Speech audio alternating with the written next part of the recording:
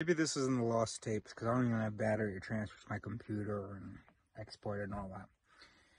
And I have to because it's HDR. Or if I don't have to, then let me know. But all right, we can at least do this in focus. So then you might ask, well, so then if because things happen in the brain, then of course the brain's conscious. No, then why aren't we conscious of everything? Okay. so and that's sort of a good question. And so, rather than just leaving the consciousness thing as, all right, like there's no point in sort of thinking about it. It's just, we understand we're brains and, okay. Here's a question. How does a mental activity, a voice, how must it be connected to other voices? In what way must it be connected for the connection to be meaningful, such that it is a part of the conscious experience, part of the brain's experience, that it gets fused with the other things? Why am I not conscious of how my butt crack feels? Well, I am now because, I said it out loud. So that butt crack activity triggered activity in the sensory cortex, the part that's connected to the butt crack. And now, just because I was checking for activity, now there is activity. And now I am conscious of the tension in my butt and my muscles and all that stuff. So in that case, I became conscious of it because it was connected to words, the moment, and yeah, I can perceive my butt. It's not normally a part of my conscious experience unless it gets pulled into the moment. So what does that mean? Can be, the question that we need to figure out, that we need to answer for, gosh, a shitload of power. 34% on BonCon 2. And what's great is that BonCon is short for bonus content. And you can think of it, but then the thing is, in French, it means good idiot, bon con. So, and that's okay. That's good. That's humble. All right. 8 minutes left on the upload. So I need 7 minutes left. All right. Should I cancel the export of BonCon 2? 36%. So I want one of these things to happen to finish. 7 minutes left. I mean, how much warning am I getting? I'm at 9%. It's the export that's taken up there. Anyway. And then we're always amazed when in a situation we didn't peep something, when we didn't calculate something. Stop being amazed by that. Consciousness isn't real. If you thought you were conscious in that situation, you were, and that the activity that was happening in your brain, some of it was being experienced. There was enough unity, fusion, cohesion, whatever, for it to feel like part of the same thing, part of one experience.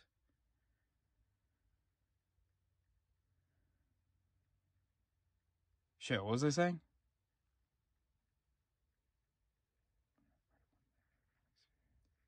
Oh yeah, stop being surprised when there were things that were not either even perceived, because again, we're not conscious of the world. Consciousness is just a unity of mental experience. Right? We're not conscious of the world. The brain interacts with the world, so we can be conscious in the sense that we're awake, in the sense that the brain is processing the world. But as far as consciousness, our experience, we don't experience the world. The brain is experiencing the brain, being affected by the world, and then experiencing itself.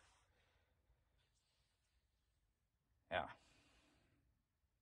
So, and it's because of people's illusion of consciousness that they're so confused about humans, that we're so confused about things like ADHD and depression, that we're so confused about things like addiction, that we're so confused about how humans can make mistakes, and we're so confused about all these psych experiments that show all these things that we don't notice, and all these gaps that we fill, and we take some license in filling. 7%, For only 42% uploaded. Oh, the upload's not gonna 43%. So yeah. You're just a question begging a question. You, first of all, you think you're a thing that you're not. You think you're not an NPC. You think you're a player. You're not. You're an NPC. I'm an NPC. We're all NPCs, just experiencing our... That's it. And then you're like, oh, but if we're experiencing, we're a player character. No, a player character, that's about being an agent, an operator, a decision maker. It's just NPCs playing with NPCs, really. There's never a magical string puller. Those are just things that we, as NPCs, were able to imagine. Gods and souls and consciousnesses. We talk about transferring our consciousness. That's meaningless. Wow, I'm just realizing that, actually. That's meaningless. No, I always knew it was meaningless. You can't transfer just like the soul of a person.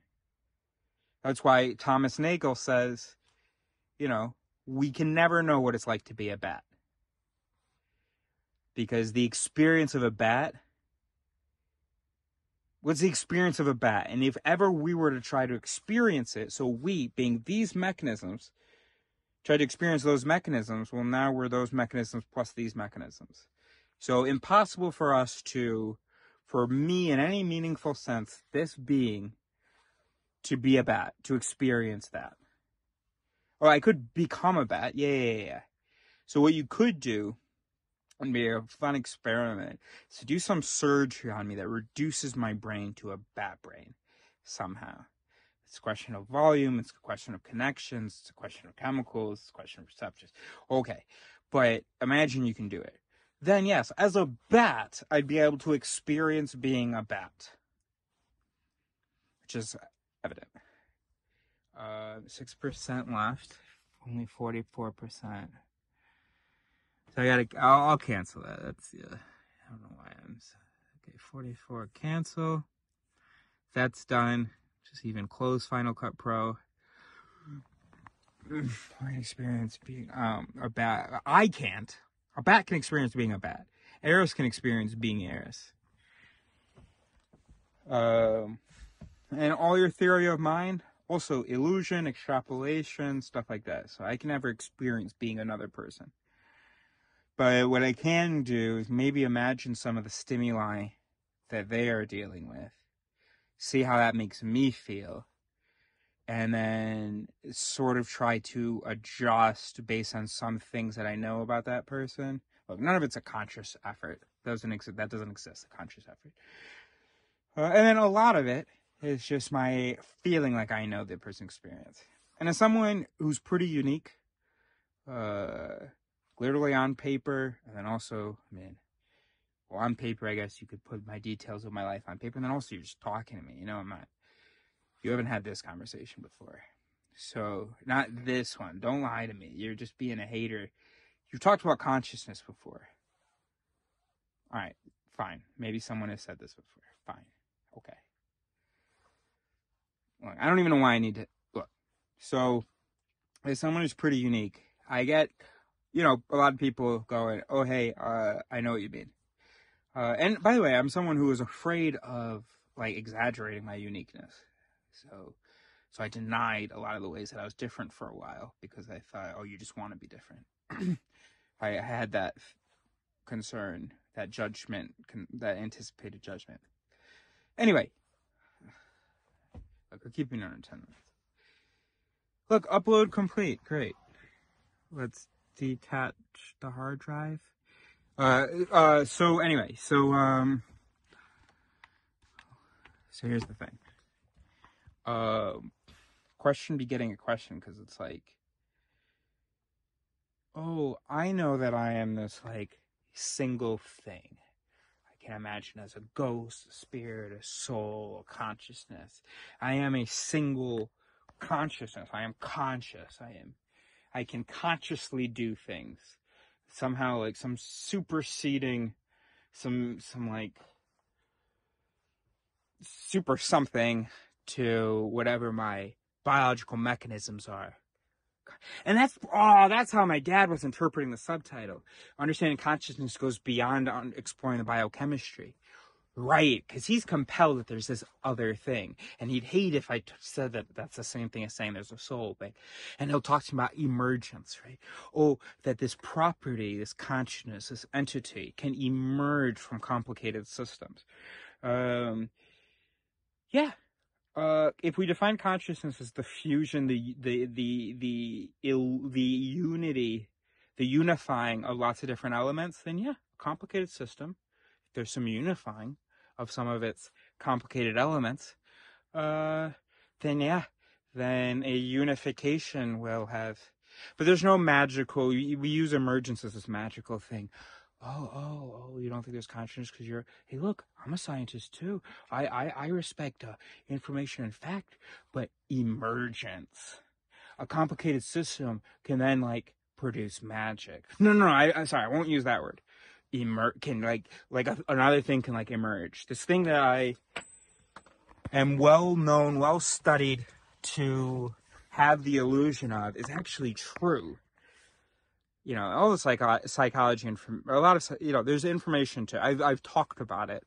Of course, we are going to think that we have this thing called consciousness and that it's this powerful thing. Of course we are. Oh no, but it's real because magic. No, emergence, complicated systems. All right, to be honest with you, I never read or think about emergence. I'm aware that I may be very wrong. Daniel Dennett, very smart guy. He wrote the book Freedom Evolves, and I don't know whether he used the word emergence or maybe he's the father of it. I don't know, but he talked about how a simple decision-making program, you make it more and more complicated, and like free will can. Oh yeah, he wasn't talking about consciousness, but free will. Free will can but no. And I right now I'm reassuring myself that I'm saying no, that I'm rejecting Daniel Dennett, that I'm rejecting this big word emergence, and without even reading about emergence. But look.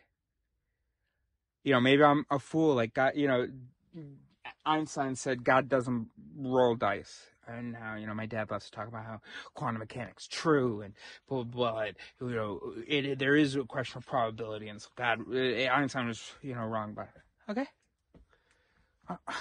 I'm not gonna be right about everything. But I think I'm right about some things in this video. And I don't know what they lead to. But if there's anything good in here, sure, emergence. I don't know, what does that mean? I have to read about it, don't I? But why read? It's like reading a book called Atheist Discovers God is Real, or The Proof of God, or whatever. And it's like, look, that's a conclusion, a thing I've heard. And I have actually read a lot about how the mind produces that conclusion.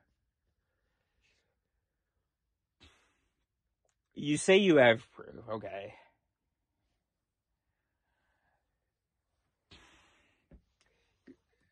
Nobody else has been compelled by it, and I know the mind's really good at probabilities, man. I don't know.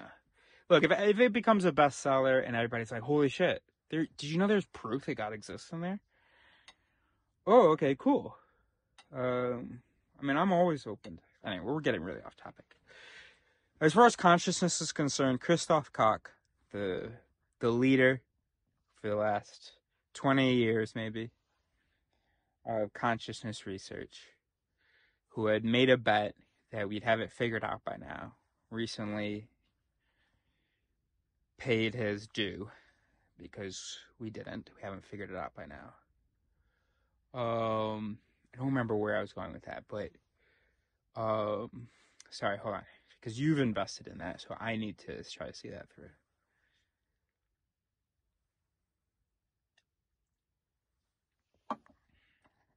Made up question. Oh yeah. So I should read the paper about emergence, or papers, or whatever. I should read about emergence.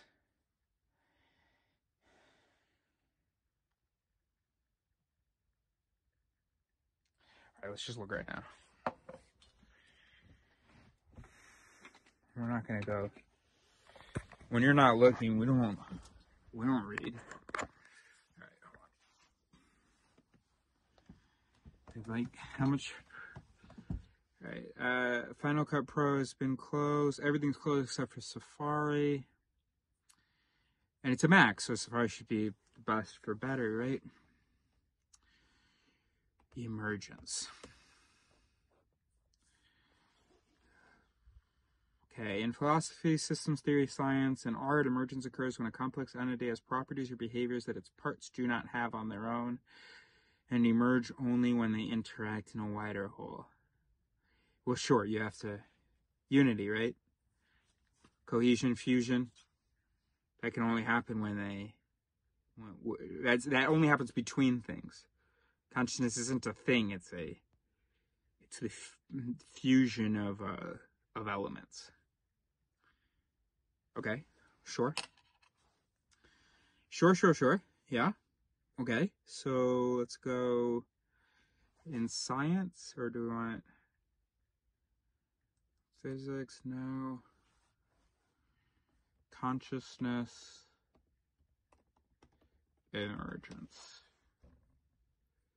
Consciousness is an emergent phenomenon. Here's the paper by Ramon Guevara, A Tale of Different Levels of Description. One of the biggest queries in cognitive sciences is the emergence of consciousness from matter. Like, why are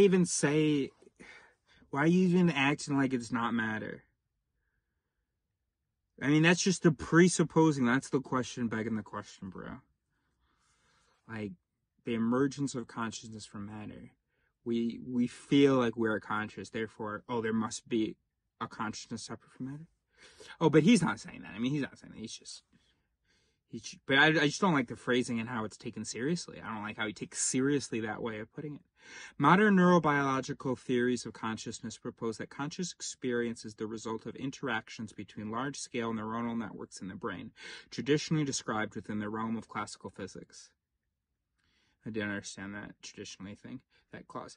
Here we propose a generalized connectionist framework in which the emergence of conscious networks, that's in quotes here, is not exclusive of large brain areas, but can be identified in subcellular networks exhibiting non-trivial quantum phenomena.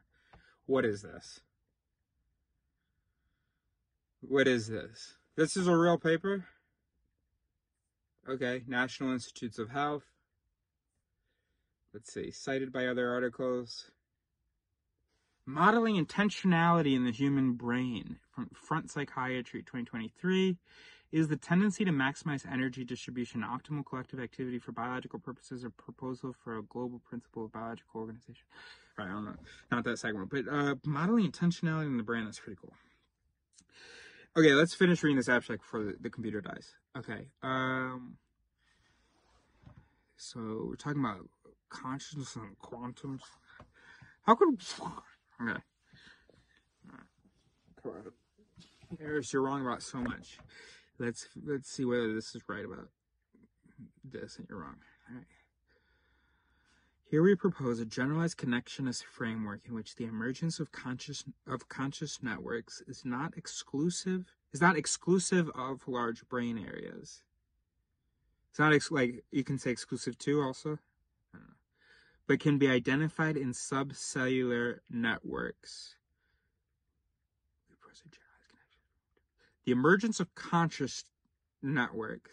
So this emergence of conscious networks can be identified in subcellular networks exhibiting non-trivial quantum phenomena. I don't know what that means. The essential feature of such networks is the existence of strong correlations in the system, classical or quantum coherence, and the presence of an optimal point at which the system's complexity and energy dissipation are maximized, whereas free energy is minimized. What? And that's not a critical what. That's a sorry. Bau niveau what? What this is expressed either by maximization of the information content in large-scale functional networks or by achieving optimal efficiency through the quantum Goldilocks effect. Keywords: neural synchronization, consciousness, quantum biology, brain dynamic, brain connectivity. This must be the paper that my this Van dude I met was so excited about. Talk about we exist as like quantum whatever. The relation okay, we're reading the introduction now. The relation between behavior and brain function is the main task of cognitive neuroscience. In particular, you can read along with me if you want. Consciousness as an emergent phenomenon, a tale of different levels of description. Ramon Guevara. Yeah, don't complain it's not on the screen when I know that I read that earlier. So, and if you're looking on your phone, you know, look at TikTok on your phone. This is serious work. You need to do this at a dusk. The relation between behavior and brain function is the main task of cognitive neuroscience. In particular, one of the biggest queries in cognitive neuroscience and philosophy is the emergence of consciousness from matter. A natural question to ask is at what level is consciousness generated? That is, what is the neural substrate of conscious experience and where it is located? Different possibilities have been explored, ranging from the cellular level to the level of the whole, or at least large parts of the brain. Bro, can't we just Occam this shit? Like, okay, and maybe I just literally don't have consciousness and you do. Here's what I consider consciousness. Well, I've explained a few times in this video. I've like given examples, talked about maybe the image. By the way, some people don't have images in their head. My dad actually doesn't really have images in his head. He doesn't have automatic images.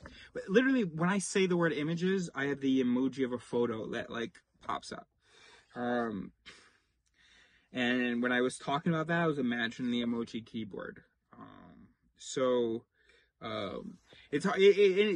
so funny. A person with ADHD and with very few images in their mind, I don't understand. So I mean, clearly, I'm not qualified to talk about this because I'm clearly not understanding. I get consciousness when you've got sound, when you've got audio and video in here, and continuity in time, or or at least some, and then with some illusion added on top of that. I get that. Because I really feel like I have experience with a movie theater, and I mean, there's a theater in here. I had the impression there are dudes interacting, and we're all, and then there's me, this face is hovering over them or something. I'm a thing, this space is like an entity, a mental entity. But it's weird. You don't have images. And then people who don't have audio or video, how do they not just totally feel like NPCs? I mean, why would they, right? They don't have anything to compare it to. And the brain produces... Yeah, I mean, it just proves the point.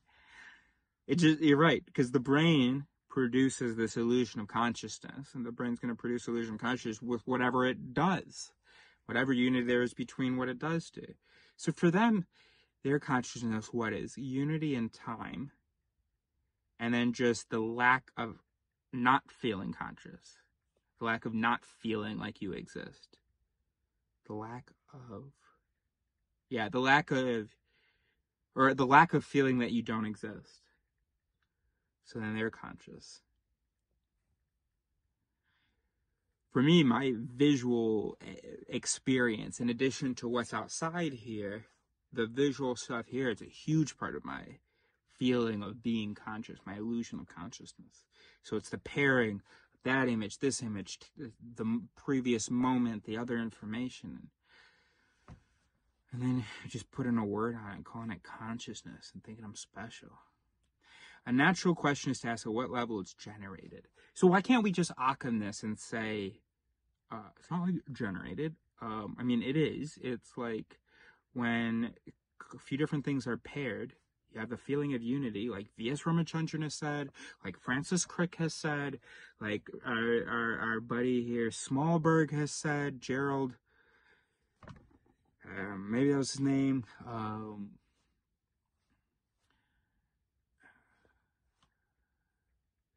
And, maybe we shouldn't be surprised that, these guys are saying the answer. Consciousness is just an illusion of unity. And of course, the big names in consciousness are the ones who this question was important to them. The ones who were supposing that there is an emergence of consciousness from matter. That you know, the ones who are like, oh my gosh, I'm so confused by how I feel like a person. And so, of course, people who are really confused by that and who, you know, and let's say they're really smart, and so then they are going to become the big names in consciousness. Of course, they're not going to get any answers because they never figured out it was just an illusion.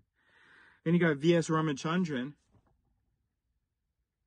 Yo, isn't his book called A Brief Tour of Human Consciousness?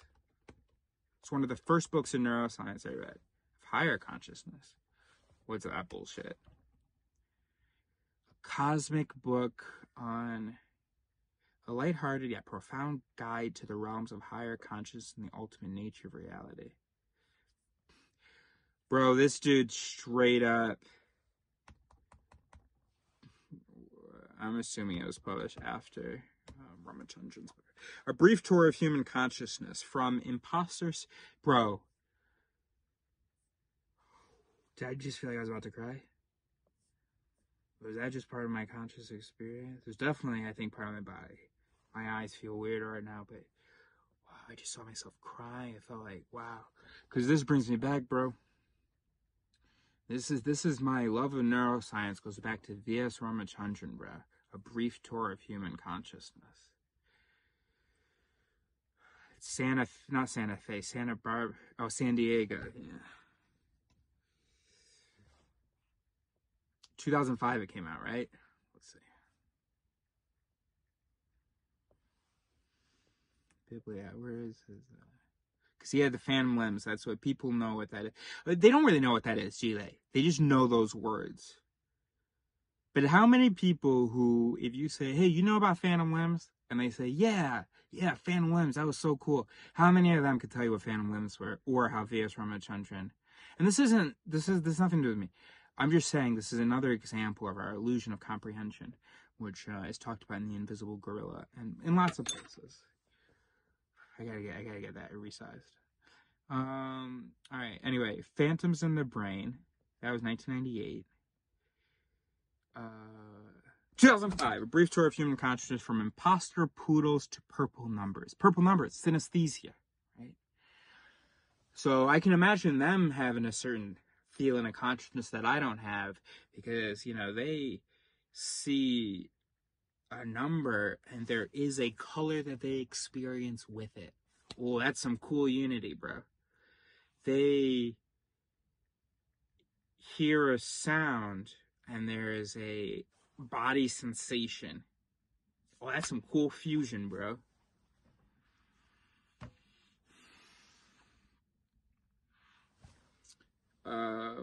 So is this emergence a real thing or not? Because I want to emergence consciousness. I mean, it's quantum, so it's not even my business. You know, let me just be wrong in neuroscience, philosophy, psychology, and stuff. And, you know, if quantum mechanics are relevant to psychology, I mean, y'all figure out quantum mechanics, y'all figure out the relevance, and then, you know, tell people, you know, maybe hopefully there's something in mine that survived, but otherwise, no worries. Phenomenal consciousness and emergence, eliminating the explanatory gap. Interesting title. It sings for me. Piques my interest. The role of emergence in the creation of consciousness has been debated for over a century, but it remains unresolved. In particular, there is controversy over the claim that a strong or radical form of emergence is required to explain phenomenal consciousness. Is this exactly what I'm saying? In this paper, we use some ideas of complex system theory to trace the emergent features of life and then of complex brains through 3 progressive stages or levels. Level 1, life. Level 2, nervous systems. And level 3, special neurobiological features, each representing increasing biological and neurobiological complexity and ultimately leading to the emergence of phenomenal consciousness, all in physical systems. I wish I could explain to you. I feel like I understand what phenomenal the word means here. Of course, as I say, I wish I could explain to you. I do realize that, that might mean I actually don't know. I don't know, but I do feel like I know. I just can't put the words to it. And also, I'm a little bit in a rush because I want my computer to die. Let's finish reading this abstract. I don't really I definitely don't fully understand if I can't put words to it. So there isn't enough unity, cohesion between my verbal systems and my knowledge of this for me to claim full understanding of what phenomenal, the role that word plays. Just of the Right.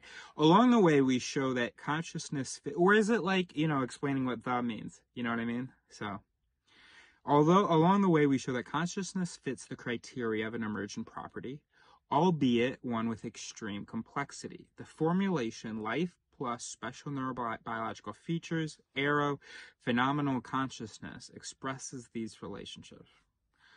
Then we consider the implications of our findings for some of the philosophical conundrums entailed by the apparent explanatory gap, that's in quotes in the abstract, between the brain and phenomenal consciousness. We conclude that consciousness stems from the personal life of an organism, with the addition of a complex nervous system that is ideally suited to maximize emergent neurobiological features, and that is an example of a standard weak emergence without a scientific explanatory gap.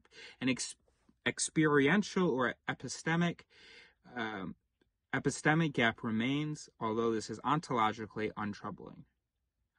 There's a lot of stuff in there that sang for me. If you felt like you understood that, or look it up, this is Feinberg and Mallett's, Feinberg, Todd, 2Ds, Todd E. Feinberg, first author, Phenomenal Consciousness and Emergence, Eliminating the Explanatory Gap. I'm looking at Frontiers in Psychology.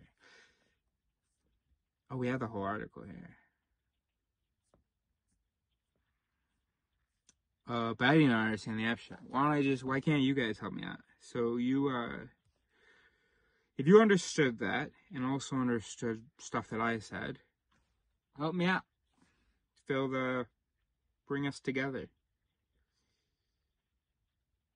And, so first thing, let me know whether, if you're interpreting my interpretation of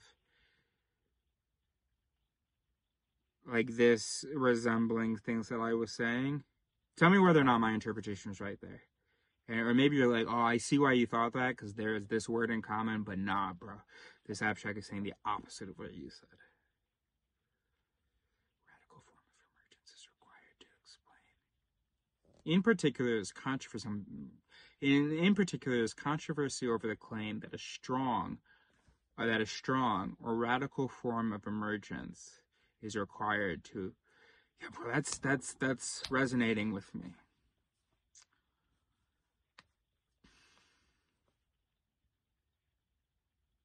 All right, you know what, Dad? Yo, you haven't been watching all this, but yo, let's do this together. Let's look at this together. Hold on, I got a brain diagram here. Figure 3.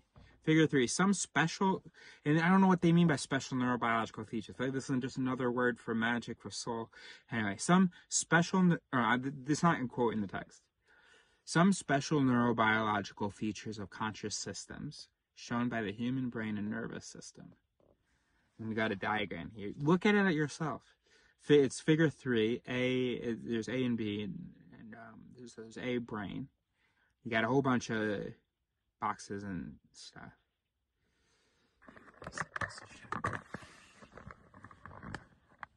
Alright.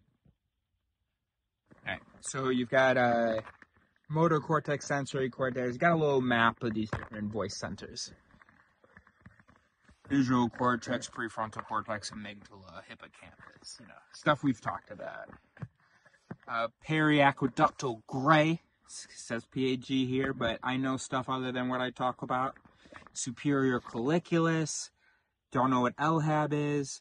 Ventral tegmental area is the VTA.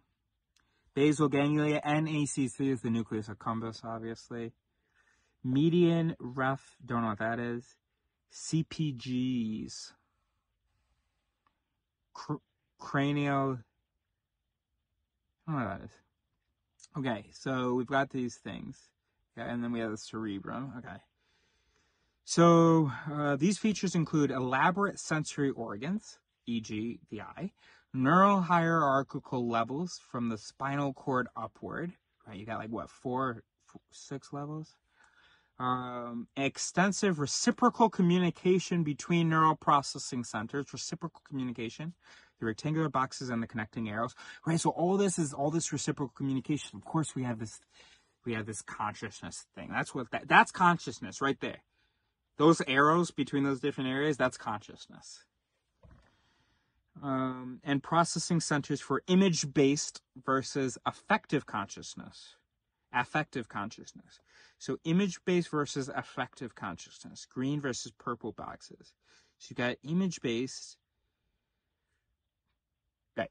Green is image-based, right? So you got your superior colliculus, your thalamus, your hippocampus, your prefrontal cortex, your visual cortex, your parietal occipital temporal cortex, your sensory cortex, right? So these are the image-based. This is image-based consciousness. These arrows between this stuff. And then you've got your affective consciousness. Affect meaning like emotions. You've got your amygdala, your septum. I don't know what the septum is, by the way. I just know what that septum is. So that's why I didn't say it, because it felt familiar. But now that I'm really properly, I don't know what that is. Amygdala, septum, nucleus accumbens, the reward center. So of course, that median Raphael, je sais pas quoi, ventral tegmental area, which I don't know whether this role is what they're talking about, but produces dopamine and feeds the dopamine system. You've got your periaqueductal gray, which I don't remember what that's really involved in. Okay, so then you've got A, so that's the caption for everything. Then you got A, consciousness relies on processing centers that are widely distributed but integrated. While neural processing goes on within the centers, communication also occurs among the centers, leading to both local functional specialization and global coherence. All right. Did I click on it because it had the word eliminating? Look. If you Google emergence consciousness, you got the one we already looked at, consciousness as an emergent phenomenon, which started talking about quantum, and that's not what we're doing. Then you've got emergentism. Is the Wikipedia, is the belief in emergence, particularly as it involves consciousness and the philosophy of mind. All right, we have to look at that. And then I just clicked on the third one. I glanced at some of the other ones, but I had seen this one twice. This Frontiers article, it's also published by the National Institutes of Health. And those were the only academic articles. So, another one is New Scientist, the mysterious concept that holds the key to. So, I mean, I was pretty fair in my clicking, and it is saying the same thing as me, isn't it? It's just like, bro, obviously this coherence is the same thing as consciousness, okay? Emergentism, right on the Wikipedia, emergentism is the belief in emergence, particularly as it involves consciousness and the philosophy of mind. A property of a system is said to be emergent if it is a new outcome of some other properties of the system and their interaction, while it is itself different from them. Within the philosophy of science, emergentism is analyzed both as it contrasts with and parallels reductionism. Ooh, reduction is a word you can throw my way. Emergentism can be compatible with physicalism, the theory that the universe is composed exclusively of physical entities. It's just not even tenable anymore, right? Because of quantum mechanics, but whatever. I'm sticking with it. And in particular, with the evidence relating changes in the brain with changes in mental functioning. Relating changes in the brain with changes in mental functioning. What year is it? They might be related. You invented the word mental. The brain is a real thing. I mean, you invented the word, but that's a real thing. I can point at it. Look, it's right there. If when I'm done with you guys, I'll smash this open. I'll show you. It's a real thing. You invented this mental thing, and now you're talking about the relation between the evidence relating changes in the brain with changes in mental functioning. What? That magic thing we made up might not actually. Well, no, that's not the conclusion. But it really, if you were really, you'd go, oh, wait, that magic thing we made up is actually just the brain, and we're just, of course, it is itself. And so we're just amazed that cup and mug might be related. This is a cup, or this is a mug, whatever. Cup is just another. I'm fucking that up. Anyway, some varieties of emergentism are not specifically concerned with the mind-body problem, but constitute. There's no mind-body problem. There's a body. but constitute a theory of the nature of the universe comparable to pantheism. Bro, this is a bunch of mystic bullshit, this emergence. There's no explanatory gap. You don't need to use fancy words and say, oh, it's complicated, so complex systems, and then, holes bigger than a part. So, now there's room for the magic conscious flashlight dude. All right, so we've done, it's done. I've given more time to, research and guide. So that's done. That's done. We're done with that. We're done with consciousness. There's no explanatory yet. We're done with consciousness. That's okay. I'm conscious in that I'm looking at this and I can say that I'm looking at it.